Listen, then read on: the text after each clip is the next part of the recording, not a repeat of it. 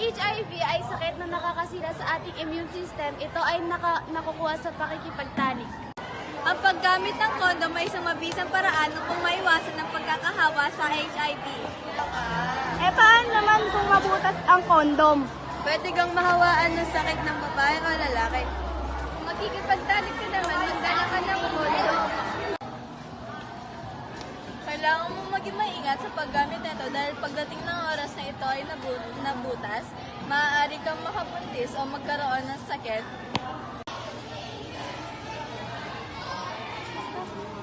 Ay, gusto ko nga makipagdali. Sabihin ko nga sa kanya.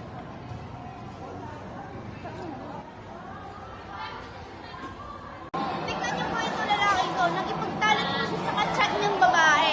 Ngayon po ay nagpapacheck up siya. Tingnan niyo po.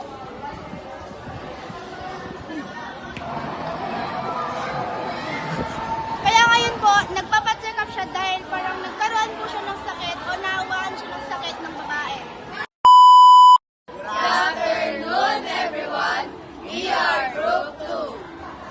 Ulit. Tignan niyo po ito. Meron po isang lalaki na natalik sa... Ang ingay mo! Wait lang, di ba ako